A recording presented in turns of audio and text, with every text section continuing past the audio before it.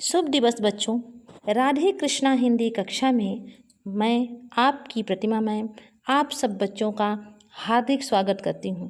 बच्चों, आज मैं आपको सुभाषित रत्नानी नामक संस्कृत पाठ का अनुवाद कार्य समझाने जा रही हूँ। तो यदि हम पहले श्लोक का अनुवाद समझने के पहले संदर्भ पर ध्यान दें तो संदर्भ इस प्रकार से होगा। प्रस्तुत संस्कृत श्लोक हमारी पाठ्य पुस्तक संस्कृत परिचायिका अथवा हिंदी संस्कृत के दोनों में से एक आप लिख सकते हैं के सुभाषित रत्नानी अर्थात सुंदर कथन रूपी रत्न नामक पाठ से लिया गया है। यह पाठ यदि आप देखें तो यहाँ तक आपका हो गया संदर्भ। इस पाठ में जीवन के लिए उपयोगी, मानव जीवन के लिए उपयोगी उपदेशों को बड़े ही सहज ढंग से प्रस्तुत किया गया है। तो आइए अब अनुवाद की तरफ बढ़ते हैं। भाषासु मुख्या मधुरा दिव्या गीवाण भारती तस्या ही मधुरम काव्यम तस्मादपि शुभाषितम्। देववाणी संस्कृत, गीर्वाण भारती मतलब देववाणी संस्कृत सभी भाषाओं में मुख्य, मधुर और दिव्य है। ही अर्थात क्योंकि उसका काव्य मधुर है, काव्यम मधुरम, उसका काव्य मधुर है। तस्माद अपि और उससे भी अधिक, और को यहाँ हम जोड़ेंगे कोष्टक के माध्यम से, और तस्माद अपि उससे भी अधिक मधुर हैं सुभाषितम उसके सुभाषित अर्थात कोष्टक में सुंदर कथन रूपी रत्न, उसके सुंदर कथन उससे भी अधिक मधुर हैं, उसका काव्य मधुर है और उससे भी अधिक मधुर हैं उसके सुभाषित अर्थात सुंदर कथन। तो ये तो हो गया पहले श्लोक का। अब दूसरे श्लोक के अनुवाद कार्य की तरफ बढ़ते हैं। सुखार्थिनः कुतो विद्या विद्यार्थिनः सुखम। सुखार्थिनः सुख चाहने वाले के पास कुतो विद्या कहाँ, और विद्यार्थिनः कुतो सुखम विद्या चाहने वाले को सुख कहाँ, विद्या की इच्छा रखने वाले को सुख कहाँ। आगे सुखार्थी वा त्यजेत विद्या, सुखार्थी सुख चाहने वाले को विद्या त्यजेत विद्या का त्याग कर देना चाहिए। विद्यार्थी वा त्यजेत सुखम और विद्यार्थी को विद्या चाहने वाले को सुखम त्यजेत सुख का त्याग कर देना चाहिए। ऊपर का अगर श्लोक फिर से देखें अनुवाद कार्य, सुखार्थिनः कुतो विद्या सुख चाहने वाले, आप कह सकते हैं कोष्टक में लिख के पास, अर्थ को अनुवाद को और अधिक स्पष्ट करने के लिए आप कह सकते हैं सुखार्थिनः कुतो विद्या सुख चाहने वाले के पास कोष्टक बंद विद्या कहाँ। और विद्या लिखने के बाद फिर कोष्टक में लिखेंगे विद्या कुतो विद्यार्थिनः सुखो, तो विद्यार्थिनः विद्या चाहने वाले कोष्टक में के पास विद्या चाहने वाले के पास सुख कहाँ। सुखार्थी वा त्यजेत विद्या सुख चाहने वाले को विद्या त्याग देना चाहिए, और विद्यार्थी वा त्यजेत सुखम और विद्यार्थी को विद्या चाहने वाले को सुख का त्याग कर देना चाहिए। अगले श्लोक की तरफ बढ़ते हैं।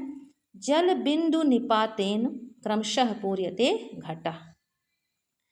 जल बिंदुओं के गिरने से, जल की बूंदों के, बिंदु अर्थात बूंद, निपातेन गिरने से, क्रमशः धीरे धीरे। जल की बूंदों के धीरे धीरे निपातेन गिरने से पूर्यतः घटः, धीरे धीरे जल की बूंदों के गिरने से घड़ा भर जाता है, क्रमशः घड़ा भर जाता है। सा हेतु सर्व विद्यानां धर्मस्य च धनम धर्मस्य च धनस्य च।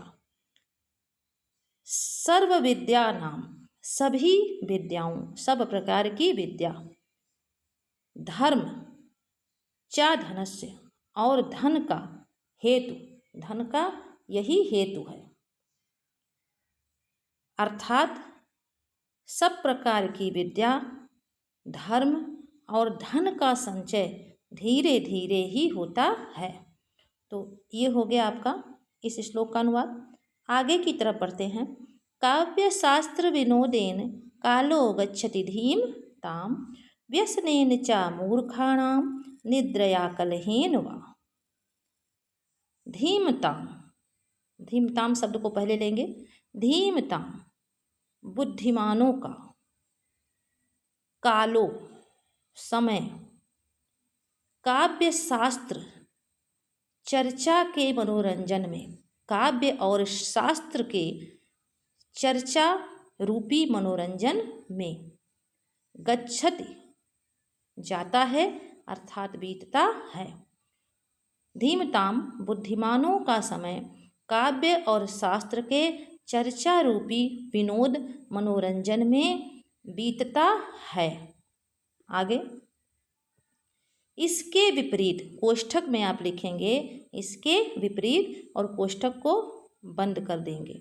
आगे लिखेंगे मूर्खाणाम मूर्खों का समय, निद्रा नींद अर्थात सोने में, मूर्खों का समय नींद में, कलह लड़ाई झगड़े में, और व्यसनेन बुरी आदतों में बीतता है। ये बीतता है आपको ऊपर वाले से जोड़ना पड़ेगा, यहाँ पद की न्यूनता है, पद की कमी है।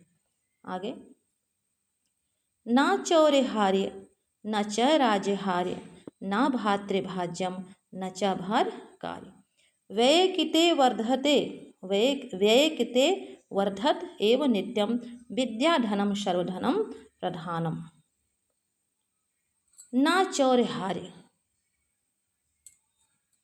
जिसे चौर्यहार्य जिसे न चोर हरण कर सकता है, जिसे न चोर चुरा सकता है, न च राजहार्य और राजा छीन सकता है, राजा ले सकता है, राजा छीन सकता है। ना भातृभाजम, जिसे भाई बांट नहीं सकता है। ना च भार कार्य, और जो भार का कारक नहीं है अर्थात जो भार स्वरूप नहीं है। व्यय कृते वर्धत एवं नित्यम, व्यय करने पर, व्यय मतलब व्यय खर्च करने, कृते मतलब करने, व्यय खर्च कृते करने पर, नित्यम नित्य ही, सदा एव ही सदा ही, वर्धत जो बढ़ता है। व्यय करने पर, खर्च करने पर जो सदा बढ़ता ही है। विद्याधनम सर्वधनम प्रधानम, ऐसा विद्यारूपी धन, विद्याधनम ऐसा, इसको आप जोड़ेंगे, ऐसा विद्यारूपी धन सर्वधनम प्रधानम सभी धनों में प्रधान है, सभी धनों में श्रेष्ठ है। आगे की तरफ बढ़ते हैं। यहाँ पे अच्छे मित्र के बारे में बताया गया है और बुरे मित्रों का त्याग करने के लिए कहा गया है।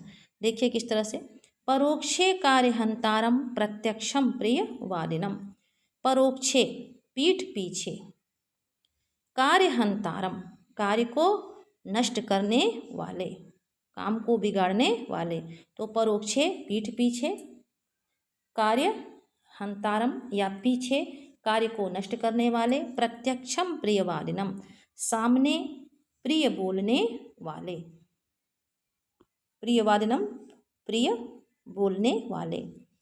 वर्ज एतादृशम, एतादृशम इस प्रकार के, मित्रम मित्र को वर्जयेत उसी प्रकार त्याग देना चाहिए। वर्जयेत मतलब त्याग देना चाहिए। एतादृशम इस प्रकार के मित्र को वर्जयेत उसी प्रकार त्याग देना चाहिए जैसे पयोमुखम विष कुंभम। किसी घड़े में, घड़े के भीतर विष भरे हुए, मतलब भीतर विष भरे हुए और मुख पयो, पयो मतलब दूध, मुख पर दूध भरे हुए घड़े को त्याग दिया जाता है। फिर से देखिए, परोक्षे कार्यहंतारम प्रत्यक्षम प्रिय वादिनम।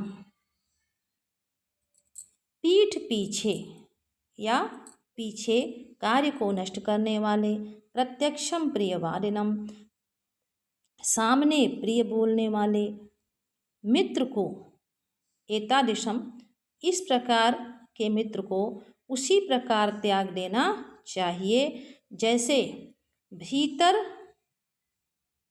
विष, भीतर विष और मुख पर मतलब ऊपरी भाग पर पयो दूध, पया मतलब दूध, दूध भरे हुए घड़े को, कुंभम मतलब घड़े को त्याग दिया जाता है। तो अगले अनुवाद की तरफ बढ़ते हैं। उदेति सविता ताम्रस्ताम एवास्तुम एति च।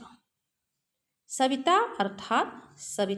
अर्थात सूर्य, सूर्य उदेति उदित होने के समय, ताम्र अर्थात लाल, सूर्य सविता सूर्य उदित होने के समय, उगने के समय ताम्र लाल रंग का होता है।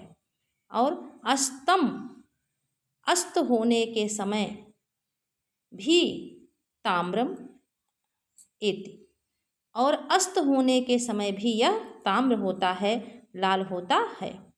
संपत्तो च विपत्तो च महताम एक रूपता। ठीक इसी प्रकार महान पुरुष भी, महात्मा लोग भी, संपत्तो च विपत्तो च संपत्ति और विपत्ति दोनों में, अर्थात सुख और दुख दोनों ही स्थितियों में एक रूप होते हैं, समान रूप में रहते हैं। ये तो हो गया आपका अनुवाद। इस श्लोक में कहने का मतलब यह है कि जिस तरह से सूर्य सुबह के समय लाल होता है और शाम के समय अस्त होने के समय भी वह लाल होता है, ठीक उसी प्रकार महान पुरुष, महात्मा लोग संपत्ति अर्थात सुख और विपत्ति अर्थात दुख के समय में एक रूप होते हैं, समदर्शी होते हैं। सुख के समय ना वो अधिक खुश होते हैं और विपत्ति के समय ना तो अधिक दुखी होते हैं, दोनों ही स्थितियों में वे समदर्शी होते हैं। तो ये हो गया आपका अनुवाद कार्य। अगले वीडियो में मैं आपसे फिर मिलूँगी। इस वीडियो का अगला भाग लेकर, तब तक आप सभी लोग खूब मन लगाकर पढ़िए। जय राधे कृष्ण।